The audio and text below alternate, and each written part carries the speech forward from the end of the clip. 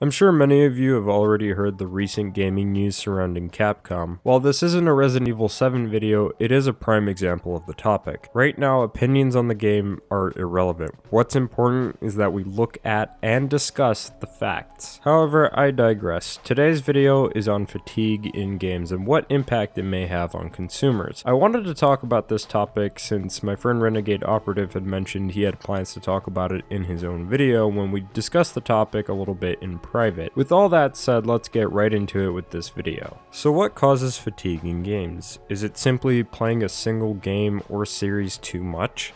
A franchise being focused on too much, possibly to the point where it has an identity crisis? Could it be fatigue from a genre? Or even a combination of everything? Well, to address the first question, I have some personal experience with this one. Games like Metal Gear Solid, Samurai Warriors, Resident Evil, and Devil May Cry, yes, even Devil May Cry, have had me fatigued at one point or another. This is not to say I don't like these games or series anymore. On the contrary, I do and will always love them. However, constantly playing them has made me tired of them to some degree. Take Devil May Cry for example. While it's one of my favorite Capcom games, because we're lacking a new iteration, especially one that's as in-depth as Devil May Cry 4, I just lost any desire to go back to the series for now. One day I wouldn't mind going back to the series and doing standalone videos for them, but as it stands, I want to focus on other games. So in the meantime, Devil May Cry is just being put on a back burner for me. Resident Evil kind of falls in the same category for me, though in this case it's not so much about a game that's in depth as a previous iteration, as it is just being tired of seeing one of three franchises strictly being focused on by Capcom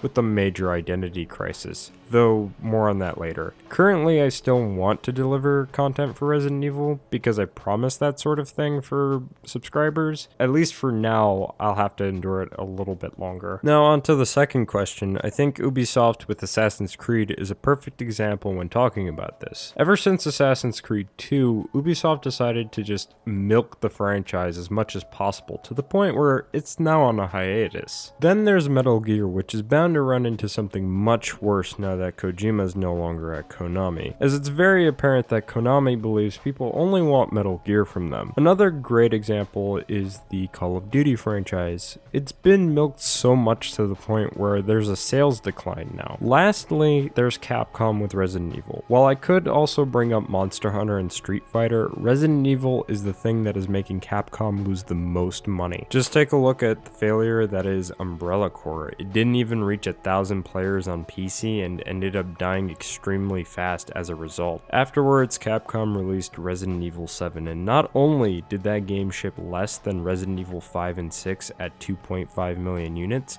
but managed to make Capcom's shares drop. To add insult to injury, it sold less in comparison to 5 and 6 in Japan. But what does this have to do with series fatigue, you may ask? Well, for starters, Capcom's refusal to do new things or return to dormant franchises has probably caused consumers to most likely decide not to purchase yet another iteration of one of the three overdone franchises Capcom puts the most focus on. Another reason could be that the kinds of products that Capcom has been delivering as of late have not been up to the standards that they set. This essentially leaves consumers with a lackluster product in comparison to what they used to receive from Capcom in the past. However, I think that while those are very likely, the thing that probably drew consumers away is the identity crisis that the Resident Evil series has had for quite some time now. While Capcom did address the series becoming more focused on action after the release of Resident Evil 4, they failed to understand what people really wanted out of Resident Evil with 7 and just ended up going about it the wrong way.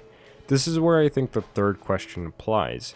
Resident Evil 7 released in a time where the market is oversaturated with first-person horror games thanks to the indie scene. This is a genre I think consumers are becoming slowly fatigued with due to the oversaturation. Most first-person horror games generally play the same, with the player running and hiding from the monsters. Perhaps the same argument could be made about first-person shooters as well. Most publishers want to copy the Call of Duty formula in hopes to get similar sales numbers. It's not often where we see a game in the shooter genre that stands out by doing something different or unique. However, I digress. The point is that when a game just simply trend follows, not really adding anything new to a genre, consumers can become fatigued of seeing and playing the same types of games with no real variety. To answer the final question, I think it's fair to say that any franchise can suffer from a combination of all those things. What's important is that the developers and publishers understand that it's okay to try something different every once in a while, to put an end to something, or to take a break from the usual routine. In doing so, consumers that are fatigued could become more inclined to come back to the games they're fatigued with after they've had some period of time away from them. Who knows, maybe when a return to them after a hiatus happens, a new, fresh, and interesting perspective could come up during the planning and development phase. Anyway, I'd like to know what you all think of this topic. In the meantime, if you don't already, you can follow me on Twitter and on Twitch, and I'll see you all in the next one.